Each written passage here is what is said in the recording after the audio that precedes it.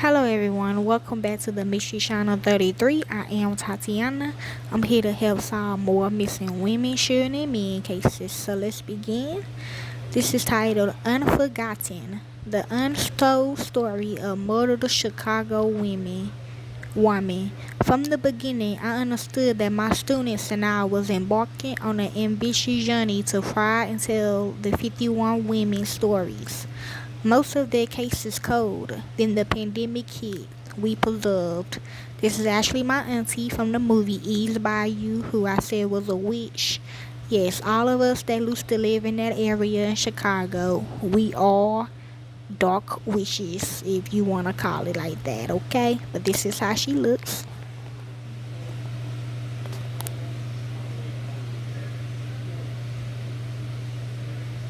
And no, she did not do that spell for my daughter. Okay, so let's begin. To appoint unto them that mourn in Zion, to give unto them beauty for ashes, the oil of joy for mourning. Isaiah 61:3. Ashes. She disappeared like ashes upon a mincing, swirling wind. Her name was Nancy Caroline Walker. True. Oh, the old head should know who she is.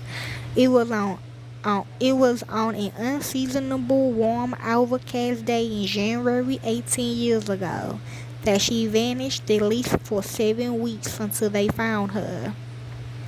These are among the words that I and my journalist students at Roosevelt University wrote about the 51 mostly black women murdered in Chicago over 18 years and identified by the Murder Accountability Project as having perished at the hands of at least one serial killer.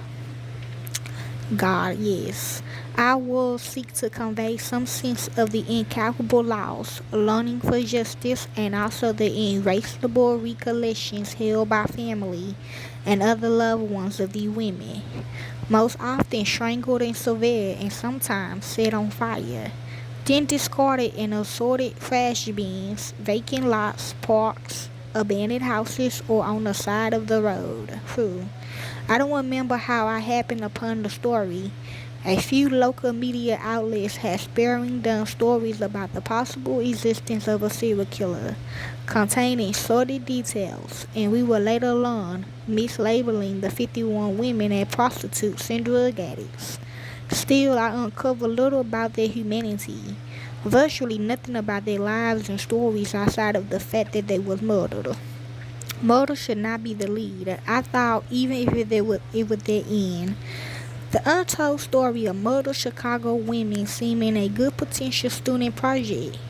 We had one aim, to humanize the women and discard any notion that their lifestyle or any choices or mistakes made them somehow deserve to be murdered through.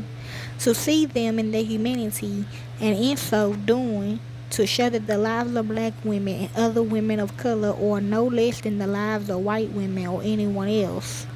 The facts don't lie. Black women are murdered at twice the rate of women of other races in the United States. True. Indeed, according to a Centers for Disease Control and Prevention analysis of female homicide statistics, between 2003 and 2014, black and Indonesian women was killed as a result of homicide at rates more than double women of other races. That speaks nothing of the vast, well-documented parity in the media's coverage of murder. Black women versus the coverage of murdered white women. From the beginning, I understood my students, and I was embarking on an ambitious journey to try and tell the 51 women's story. Most of their cases cold. Then the pandemic hit. We preserved. Our online project went live this week before year's end. It's titled Unforgotten, the Untold Stories of Murdered Chicago Women. And this is all of us.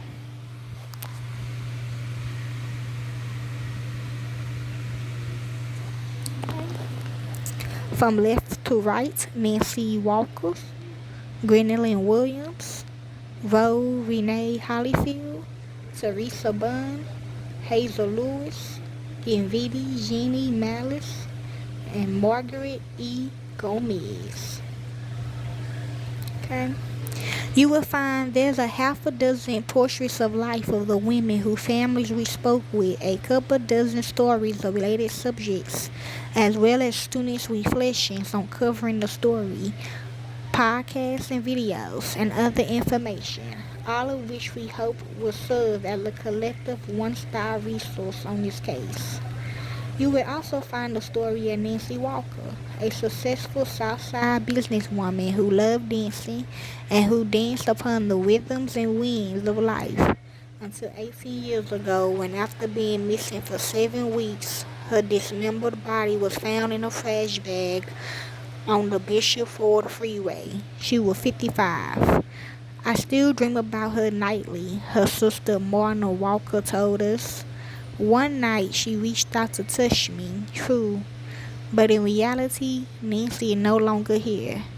The share of her ashes each of her sisters keeps in an urn is a brutal reminder, like the way she left the world, ultimately, suddenly, and violently, disappearing like ashes upon a menacing swirling wind. And yes, to view the project, visit www.unforgotten51.com.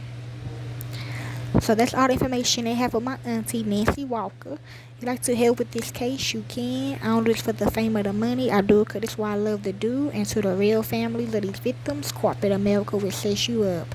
Thank you, peace, and be safe.